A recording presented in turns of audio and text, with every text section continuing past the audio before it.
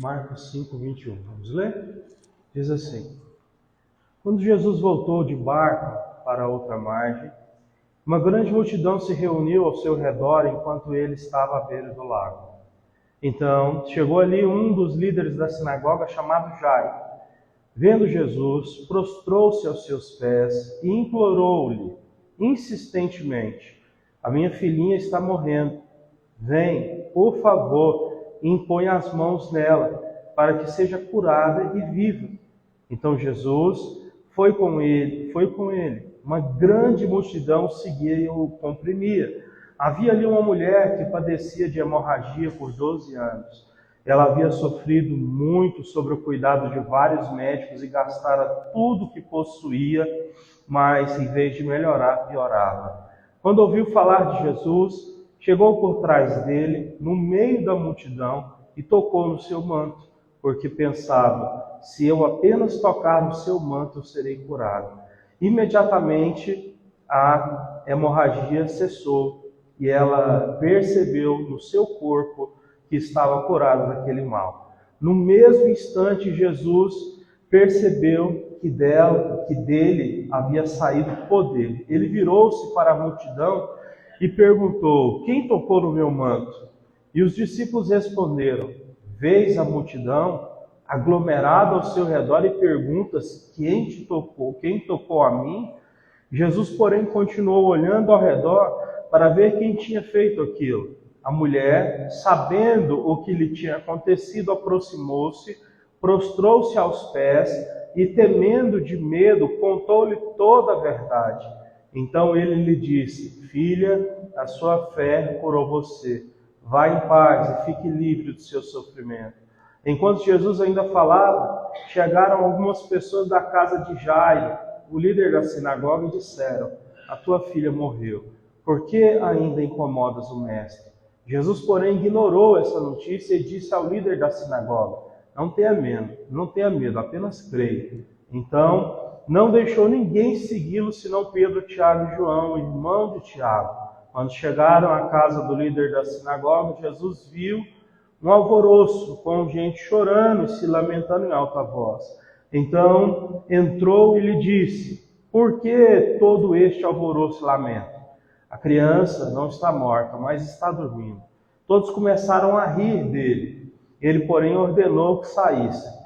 Tomou consigo o pai e a mãe da criança e os discípulos que o acompanhavam e entrou aonde estava a criança. Tomando-a pela mão, disse: Talita, come, que significa: menina, eu te ordeno a você, levante-se. Imediatamente a menina, que tinha 12 anos de idade, levantou-se e começou a andar. Isso os deixou admirados. Ele deu ordens expressas para que não dissessem nada a ninguém e mandou que dessem alguma coisa de comer à menina. Vamos orar? Senhor Jesus, nosso pedido é que o Senhor continue falando conosco, abra o nosso entendimento, tira as distrações, ajuda-nos a estarmos, ó Deus, atentos à Sua palavra.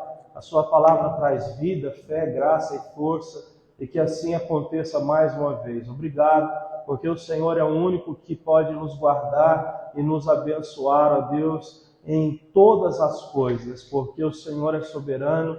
Todas as coisas estão debaixo do teu controle. Obrigado, porque nós temos essa segurança em ti. Tu és o nosso escudo, a nossa torre forte, o nosso Deus poderoso, aquele que fala conosco e cumpre cada palavra falada. Fala mais uma vez ao nosso pedido em nome de Jesus. Amém. Amém. Jesus tinha saído de uma região que chamava Gadara. Lá ele tinha encontrado um homem que tinha uma legião de demônios. Quando Jesus chegou até lá, encontrou esse homem morava num cemitério. Ele vivia se cortando e sempre que prendiam ele com ferrolhos, com grades, ele conseguia romper essas grades com uma força descomunal. E ele vivia gritando pelos cemitérios, ele vivia isolado. Quando Jesus chegou até aquele lugar de barco, imediatamente esse homem possuído por demônios, ele se prostrou diante de Jesus e perguntou: o que tu vieste fazer aqui antes da hora? Os demônios então dizendo a Jesus: por que tu veio aqui, se não chegou a hora ainda da gente ter que ir embora? Jesus perguntou: quem está falando? Ele respondeu: legião, porque somos muitos demônios.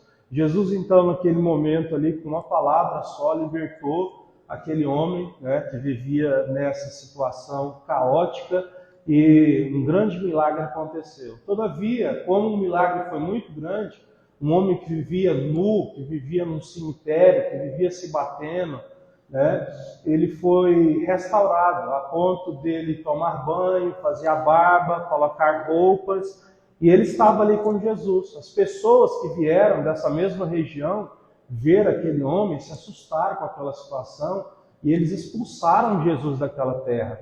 Jesus literalmente foi expulso de Gadara. É por isso que o texto que a gente leu diz: quando Jesus voltou de barco, né, à margem e aonde ele estava, de Gadara, e foi expulso dali mesmo fazendo um milagre. E ele foi para uma outra região, que é essa região onde ele encontra duas pessoas que são, né, as pessoas protagonistas centrais desse texto. E aqui a gente vê claramente que ele é recepcionado por uma multidão que acredita que ele é, de fato, Deus que está na terra encarnado. Aqui a gente já vê uma coisa, né? Vai ter muitos momentos em que nós vamos estar em lugares onde nós não vamos ser muito bem-vindos, né? E até o próprio Jesus, ele sempre saía dos lugares que o povo mandava ele embora, ele não ficava, não. Então a gente tem um princípio bíblico, né? Você não deve estar onde você está sendo mandado embora, você não deve estar onde você é simplesmente tolerado, você deve estar num lugar onde a sua vida possa, de alguma forma, né, ser uma bênção para pessoas que estão ao seu lado. Isso é fundamental. Nós sempre teremos alguma coisa boa para passar para as pessoas, mas a gente acaba desacreditando nisso, muitas vezes porque estamos nos lugares errados, recebendo muitas palavras, né, pessimistas, e nós acabamos então perdendo, né, essa capacidade de acreditar na essência que Deus nos deu. Cada um, Deus deu uma essência diferente, que pode ser algo muito importante para abençoar a vida de outra pessoa. Mas essa essência vai morrer se você continuar convivendo com pessoas que não gostam de você, pessoas que, na verdade, só fingem ser seus amigos, pessoas que estão com você e não falam a verdade, preferem te bajular para te ver cair no primeiro buraco, do que te alertar e dizer: olha, isso aqui não está certo, muda de opinião. Então é melhor que nós tenhamos pessoas do nosso lado que falam a verdade. Em Provérbios, se eu não me engano é Provérbios, não, 1 Pedro, o apóstolo Pedro escreveu assim: leais são as feridas de quem fere. Quando você tem um amigo e ele te fala a verdade, isso pode até ferir o seu coração, mas é uma ferida, né, leal, é uma ferida que na verdade te faz abrir os olhos. Então não é um cego guiando outro cego, é alguém que tem os olhos abertos e que pode te dar uma indicação de que você não deve entrar por esse caminho. Por isso, quando você estiver em algum lugar que as pessoas só falam coisas boas para você, tome muito cuidado, porque todos nós precisamos de alguém que bata no nosso ombro e diz: olha, tome cuidado com isso, as coisas não são bem assim, assim, assim. Então, não se deixe enganar. Nós estamos sempre fugindo para lugares em que as pessoas estão falando só coisas boas. É por isso que muita gente não gosta de vir numa igreja que a gente prega de fato a palavra de Deus. As pessoas querem ir naqueles lugares que as pessoas falam só do amor de Deus, da graça de Deus, de que você é o centro do coração de Jesus, de que você é perfeito, de que você, na verdade, precisa valorizar, que a sua autoestima tem que crescer. Olha, vai no YouTube. Essas são as pregações mais vistas hoje em dia. As pessoas, elas, na verdade, né, acham que estão buscando cura interior quando elas estão diante de pregações que só inflam o ego. Mas, na verdade, o que elas estão fazendo é só tampar o sol com a peneira e continuar caminhando na direção do buraco. Então, não faça isso. Entenda que a palavra de Deus, ela é também repreensão para o nosso próprio benefício. Eu citei uma vez, vou citar de novo, né? Tem um devocional que eles criaram que é muito popular. Tem gente que é macumbeiro, lê também, espírita lê, todo mundo lê. Porque é o quê? É água com açúcar, é xoxo, entendeu? todos os dias é uma coisinha legal para ler, que é aquele Café com Deus. Né?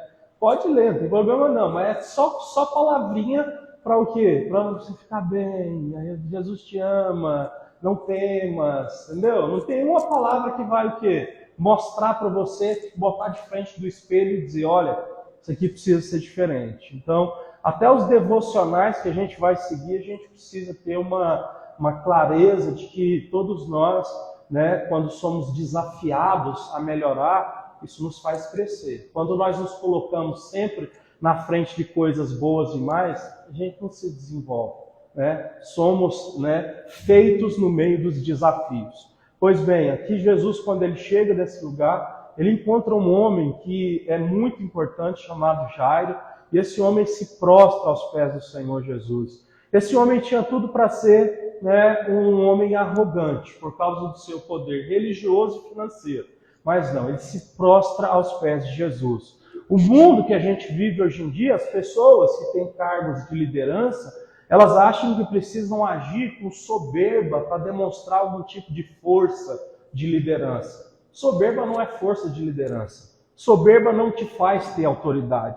Soberba não faz ninguém te respeitar. Soberba só mostra que o seu coração é o quê? É um coração frágil, que precisa se mascarar com uma capa de poder que na verdade não tem dentro de você. Porque o verdadeiro líder, o maior de todos, ele sempre agiu com humildade e nunca precisou ficar tendo, certo, ataques de autoritarismo, ataques de soberba, ataques de orgulho. Então a gente encontra em Jesus o maior exemplo, mas a gente tem aqui também nesse homem chamado Jairo um grande exemplo de um homem que, né, poderia ter medo. Gente, ele está se ajoelhando diante de Jesus no meio de uma multidão. O que iam pensar dele? Né? As pessoas conheciam esse homem. Ele era chefe de uma sinagoga.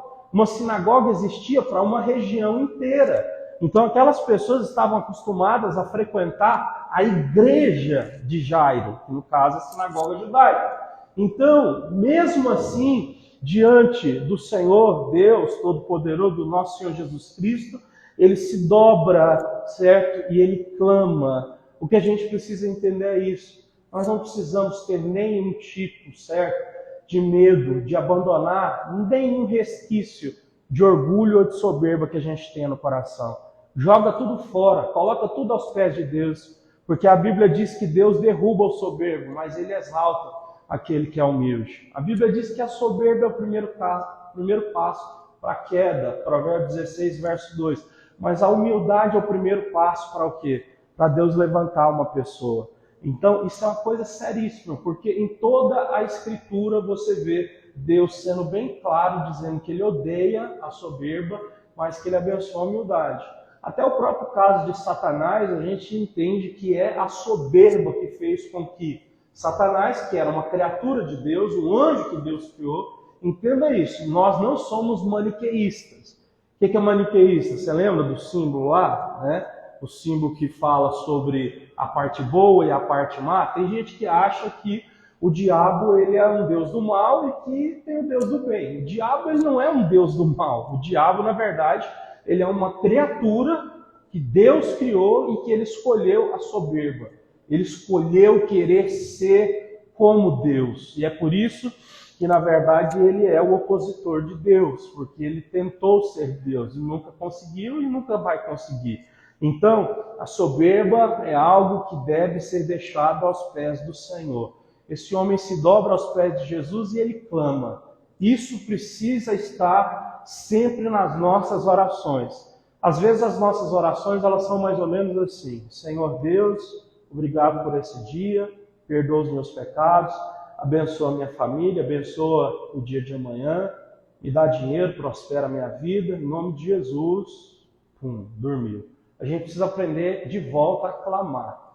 Clamar é você fazer um pedido de forma insistente. É você, né, fazer, como diz Lutero, né, entregar o suor da sua alma diante de Deus. É você pedir algo a Deus de uma forma tão intensa, ao qual você percebe que o seu coração ele está chorando, está sangrando por dentro, porque você, na verdade, não vai conseguir sair da presença de Deus sem aquilo. Clamar é um ato insistente. Jesus comparou isso um dia contando uma parábola com a viúva. Uma mulher viúva, sem filhos, ela não tinha como sobreviver. Mas essa mulher tinha uma causa na justiça. E Jesus disse que tinha um juiz que era mau. Mas todos os dias essa mulher, ela ia bem cedo, batia na porta da casa do juiz. Antes do juiz ir trabalhar, ele dizia: faz justiça na minha causa.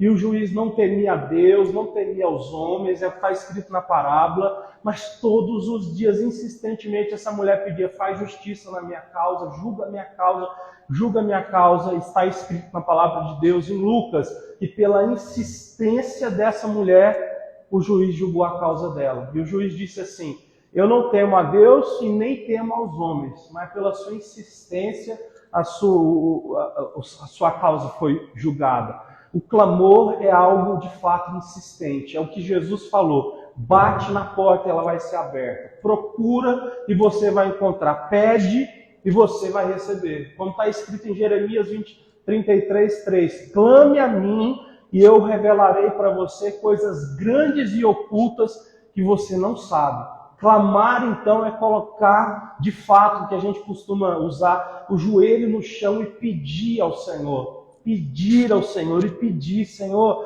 por favor, me ajuda, faz por mim, eu não consigo. Foi o que ele fez. No caso dele, ele tinha uma filhinha de 12 anos, essa filhinha dele estava morrendo, ela estava muito doente. E ele insistentemente, aos pés de Jesus, clama: por favor, Senhor, ajuda na minha situação, ajuda a minha filhinha. Jesus então estava indo na direção da casa de Jairo.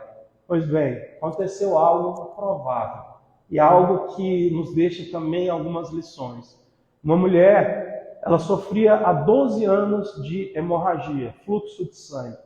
Essa mulher, ela diz a Bíblia que ela tinha gastado todo o dinheiro dela com os médicos. De acordo com as leis do Levítico, tinham 11 formas de você tentar tratar um ciclo menstrual que não passava, no caso essa doença dela, o fluxo de sangue. Então ela tratou, por assim dizer, 11 vezes diferentes, gastou todo o dinheiro que tinha, e o texto diz que ela só sofria ainda mais diante de cada tratamento. Já percebeu quando você sonha muito com uma coisa e você vai lá e procura com o teu coração totalmente entregue, ver se a situação vai acontecer, e quando não acontece, a frustração é maior, não é? Porque colocou expectativa grande. Essa mulher fez isso a vida inteira dela. Essa mulher, ela nunca pôde casar, que era o sonho de toda mulher nessa época. Por quê? Por causa do fluxo de sangue. Uma mulher com fluxo de sangue, ela não poderia nem socialmente se apresentar, porque na época do ciclo, a mulher tinha que se retirar por uns dias, porque era considerada impura. Essa é a lei dos judeus, tá bom? Não é uma lei para nós, não é uma lei espiritual. Então, essa mulher, ela tinha perdido toda a esperança da cura, ela não podia se casar e ela não podia também ser uma pessoa que vivia em sociedade.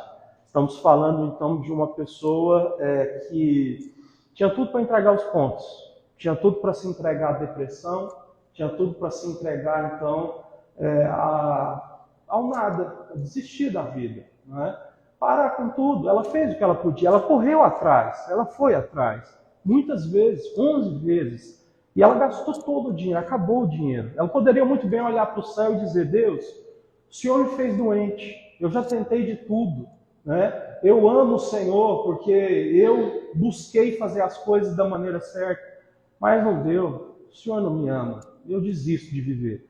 Ela poderia estar dessa forma, ela poderia se entregar a esse tipo de pensamento e poderia então parar de ter atitudes, mas não, ela continuou procurando se superar. Isso aqui é uma coisa que a gente precisa sempre ter no nosso coração.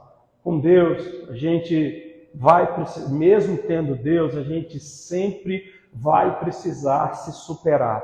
Seja uma superação para a gente continuar sendo grato a Deus, mesmo quando as coisas não vão bem, mesmo quando as coisas do nosso trabalho não vão bem, mesmo quando a renda financeira que a gente precisa não vem, mesmo quando as doenças não passam, mesmo quando a vida sentimental não está dando certo, mesmo quando há problemas e situações na nossa vida que a gente não queria viver nunca, a gente precisa continuar, certo, sendo grato a Deus, porque Deus continua sendo o Senhor, Deus continua sendo bom, mesmo quando nós estamos sofrendo.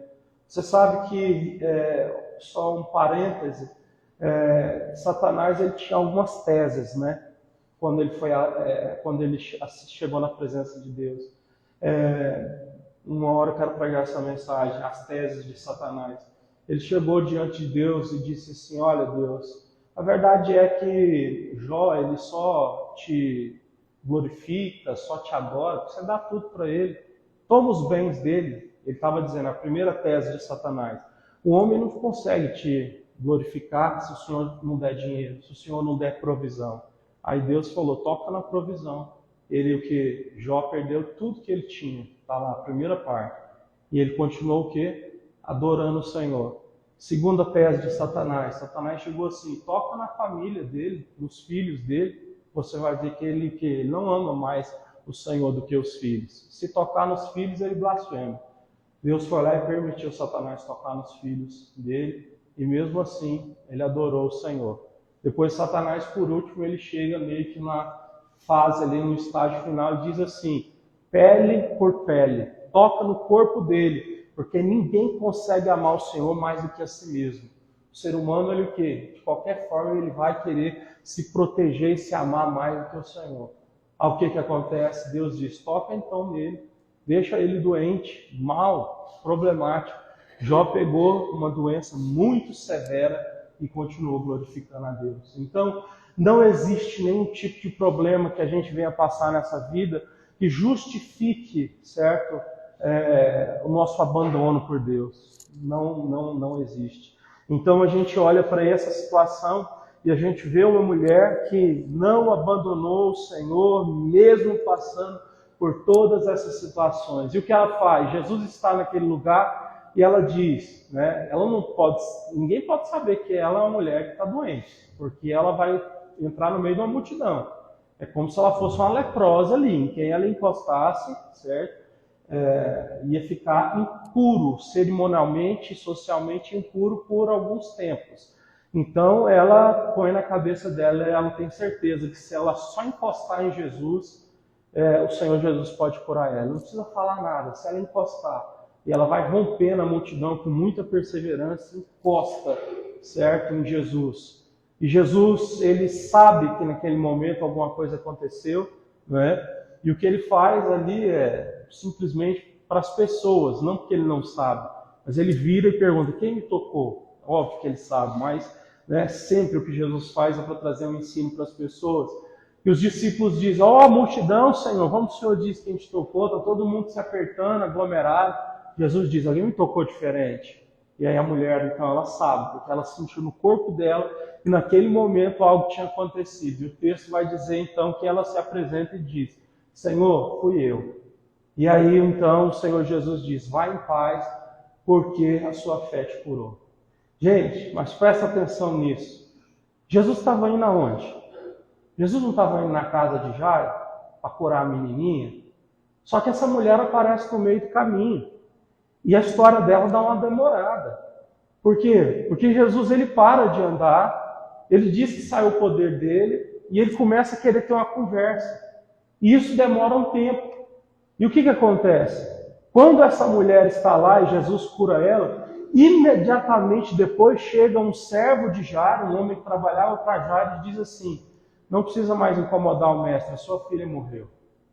Aqui tem um exemplo, um princípio que a gente pode tirar muito grande.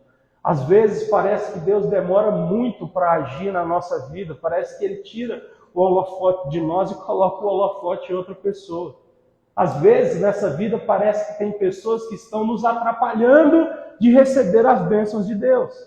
Parecia? É linda a história da mulher do fluxo de sangue, mas e para Jairo, que estava lá? Jairo estava o quê? Com Jesus indo na direção da casa dele, a menininha dele está morrendo. A mulher para Jesus no meio do caminho, aquele alvoroço todo. Imagina o que não passa na cabeça desse homem, né? Perdi a oportunidade. Essa mulher estragou tudo. Alguém tirou a minha bênção. Alguém tirou, né, os olhos de Deus daquilo que eu pedi. E isso vai acontecer demais na minha vida e na sua. Então, pega isso aqui que eu estou te falando. Muitas vezes você vai olhar para a vida e você vai dizer: tem alguém que está me atrapalhando a ser abençoado por Deus. Como que isso acontece? Às vezes pessoas ruins se cruzam o nosso caminho, pessoas que querem o nosso mal, pessoas que às vezes tentam nos fazer tropeçar em palavras, pessoas que vêm trazendo tentações diante de nós. A gente pode se justificar dizendo: eu caí ou parei de acreditar em Deus porque alguém me atrapalhou. Vai fazer igual a Adão, né? Deus, eu comi do fruto porque a mulher que o Senhor me deu, né, é uma inconstante comigo. Ou você vai colocar essa culpa em outra pessoa, ou você vai entender que, na verdade, Jesus não tirou os olhos de você e nem tirou os olhos daquilo que Ele prometeu fazer na sua vida. Se em algum momento parecer que Ele está direcionando o foco dele para outra direção e parecer que você está ali quietinho, esperando, entenda uma coisa: vai acontecer o que Ele te prometeu. E a promessa foi o quê? Jairo pediu: cura minha filhinha. Jesus foi até lá, estava indo até lá. Deu para entender esse ponto? Isso aqui é muito sério, porque tem momentos na nossa vida que parece que as coisas espirituais param de acontecer. Sabe, a gente vive momentos que Deus parece se calar, a gente vive momentos que parece que a gente começa a se questionar: será que eu estou errado? Nada acontece na minha vida? Será que eu não estou percebendo? Porque está tudo difícil. Mas calma, essa talvez seja o grande desafio da vida cristã: aprender a esperar, entender que nós precisamos esperar a hora certa que Deus vai colocar a mão em nós e nos abençoar. Nós precisamos entender, como diz Eclesiastes 3, há um tempo e um modo para cada coisa acontecer. Isso é para a minha vida, é para a sua vida.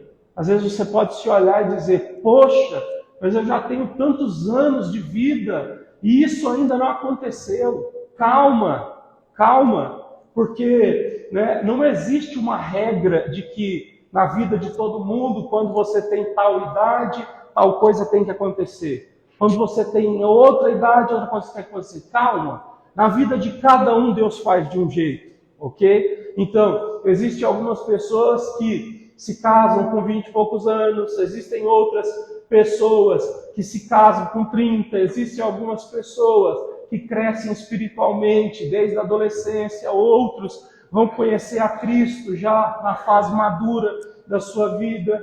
Então, não existe uma regra.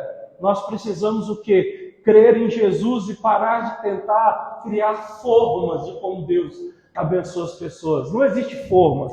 Deus não tem uma forma que Ele vai encaixando as coisas e colocando igualzinho na vida de cada um de nós. A vida de cada um de nós é diferente, por isso precisamos aprender a esperar. A mulher foi curada, Jesus foi na direção da casa de Jairo. Sabia que nesses dias todas as pessoas importantes, né, elas não contratavam, mas amigos da família contratavam pessoas que iam para o velório para ficar chorando, sabe? Eu até esqueci esse termo que se usa, mas gente que nem é da família, nem conhece, mas que vai para ficar chorando. Tanto é que quando Jesus chega lá, tem um monte de gente chorando. Aí Jesus diz assim: a menina só está dormindo. Todo mundo começa a rir. Do nada, o povo está chorando, todo mundo começa a rir. Jesus diz assim: sai daqui todo mundo. Ele fala dessa forma: sai daqui todo mundo. Vem só o pai da menina, Pedro, Tiago e João. Entra só esses. Por quê? Porque no ambiente onde a fé ela vai ser, né, o ponto central, não tem espaço para pessoas que não creem no Senhor. É por isso que a gente, né, fala sempre que nós precisamos de pessoas de fé do nosso lado porque coisas de Deus, coisas que vêm pela fé, acontecem quando pessoas estão unidas nesse mesmo propósito, crendo nessa mesma coisa. Senão nada acontece. Jesus poderia ter deixado todo mundo ali dentro e falado, agora vocês vão ver o que vai acontecer. E fazer o que ele fez ali. Mas não, ele mandou todo mundo sair. Por quê? Ele não quer dar espetáculo para incrédulo. Todo mundo que chegou em Jesus que não tinha fé e disse, faz um milagre para me crer, Jesus foi lá e não fez. Porque o propósito dele nunca foi o quê? Satisfazer a curiosidade de ninguém. A fé deveria estar presente no coração. Foi por isso que ele só deixou entrar o pai e a mãe da menina e Pedro, Tiago e João, os discípulos mais próximos de Jesus. Quando eles estão ali, então, o Senhor Jesus vai até a menina que está deitada na cama e ele fala algumas palavras em aramaico. Jesus falava aramaico, hebraico e grego, certo? Ele falou em aramaico, que era a língua mais antiga ali entre os judeus. Aí ele diz assim, Talita, cumi. Talita não é um nome, né? Hoje em dia a gente sabe que existem muitas pessoas que chamam Talita, mas Talita no hebraico significa menina, ok? Aí ele diz assim, menina, levante, Talita, cumi. E naquele momento, então, a menina vai e desperta. E ela desperta e acontece um grande milagre. Jesus disse para os pais, não conta para ninguém o que aconteceu aqui, porque eu não quero que haja espetáculo com relação a essas coisas. E Jesus diz assim para o pai e para a mãe dela, vocês agora dá alguma coisa para ela de comer. Então, para a gente encerrar, tem uma coisa muito importante, né? Mesmo Jesus sendo Deus, o Filho do nosso Senhor, Deus Todo-Poderoso, ele faz um milagre, ressuscita uma menina, mas chega lá, dá para ela de comer. Porque enquanto a gente está na terra, não dá para espiritualizar tudo. Enquanto a gente está na terra, ainda tem coisas humanas para a gente fazer. Enquanto a gente está na terra, se a gente não cuidar das coisas que Deus colocou no nosso caminho, elas vão se perder. Alguém vai dizer, foi Deus que deu, isso aqui eu não perco nem pensar. Para de cuidar para você ver se você não perde. Não é? É igual a menina, ressuscitou. Deixa a menina sem comer para você ver, vai morrer. Não tem como. Então a gente precisa parar de espiritualizar as coisas assim, totalmente. Né? A gente precisa ter esse equilíbrio de entender que o mundo espiritual ele é muito real, que a fé existe, mas que nós precisamos ter esse equilíbrio de entender que as coisas que Deus colocou na esfera humana, cabe a nós cuidar delas. Né? E é maravilhoso entender essas coisas. Então, nessa noite o Senhor nos dê esse discernimento do que é que nós temos que colocar as nossas mãos e do que nós temos que clamar insistentemente para Ele com a mão dele. Porque o que é impossível, né, para os homens é possível para Deus. E Deus nos abençoe muito nisso. Você pode se colocar de pé para a gente fazer uma oração?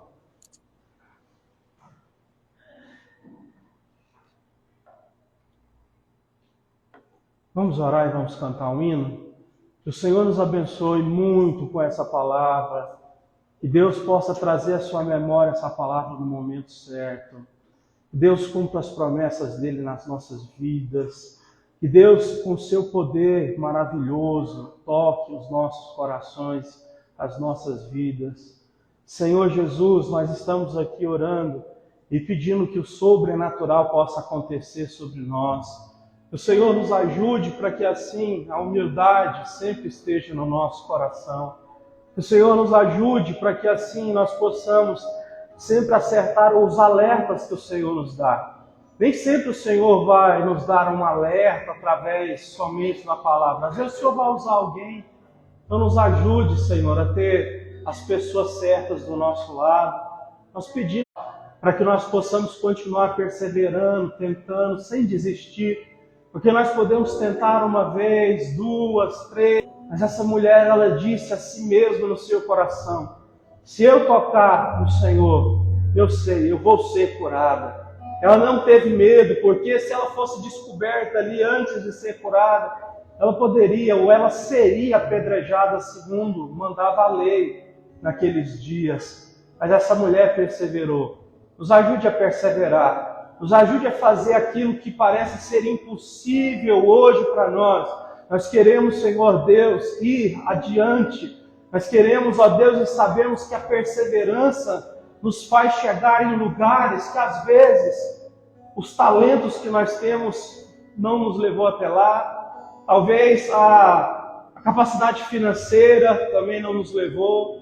Talvez nós não tenhamos apoio de outras pessoas para alguma coisa, mas a perseverança, a insistência, ela faz sim com que coisas aconteçam. Ó Deus, se é da Tua vontade, as coisas vão acontecer. Nos ensina a esperar o tempo do Senhor, porque há um tempo certo para tudo acontecer. O Senhor é bom e o Senhor não está nos deixando sozinhos. Às vezes nós somos como Jairo. O Senhor prometeu ir na nossa casa, mas parece que uma mulher entra na frente, toma a cena, e todo mundo olha para aquilo, e todo mundo fica ali paralisado. Mas a menina está morrendo. A menina, às vezes, são os nossos projetos, é a nossa vida, é o que a gente tem orado, e parece que Deus não olha para aquilo, parece que o Senhor tirou os olhos de nós e colocou os olhos em outras pessoas, em outras coisas. Mas a verdade é que não, o que Ele falou que ia fazer, Ele fala. Deus não é homem para mentir e nem filho do homem para se arrepender do que Ele falou. E Ele vai até lá. E aquela menina, pela fé, ela é ressuscitada. Porque o nosso Deus, Ele tem poder para fazer essas coisas. Assim como Ele fez também com o filho da viúva de Naim. Assim como Ele fez com Lázaro, que era seu amigo. O Senhor Jesus tem todo o poder. E as nossas vidas, elas não ficarão trancadas. O Senhor está conosco. O Senhor nos abençoará. Nos ajude a entender que a parte que nos cabe nós devemos fazer. E as demais coisas na Tua mão nós colocamos nesse dia. Aceita o nosso louvor. Esse é o nosso pedido em nome de Jesus. É o Senhor que motivo de louvor,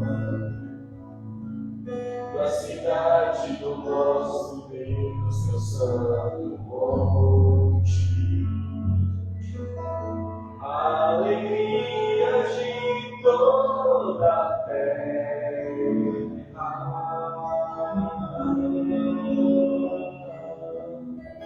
Grande é o Senhor que nós temos a vitória, que nos ajuda contra o inimigo. Por isso diante dele nos prostramos.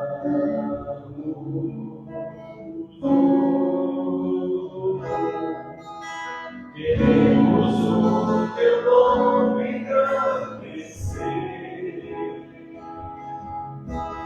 e agradecer-te por Tua obra em nossas vidas. Confiamos em Teu infinito amor, pois só Tu és o Deus eterno sobre toda a terra.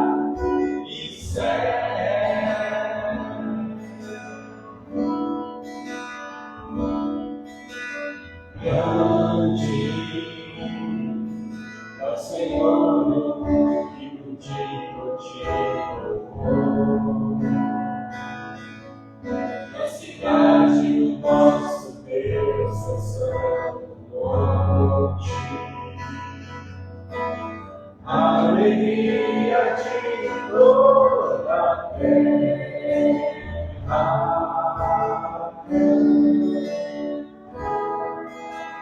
Grande é o Senhor em quem nós temos a vitória, que nos ajuda contra o inimigo. Por isso diante dele nos prostramos.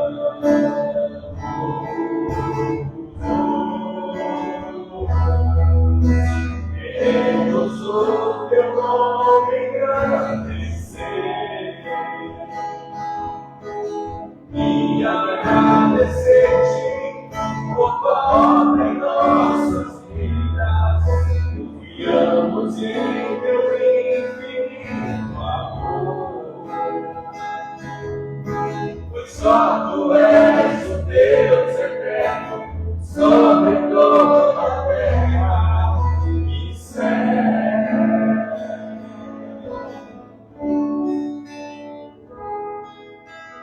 Graças a Deus. Só sente um minutinho. Nós já vamos encerrar. Eu queria que você só pensasse nisso. Você tem algum sonho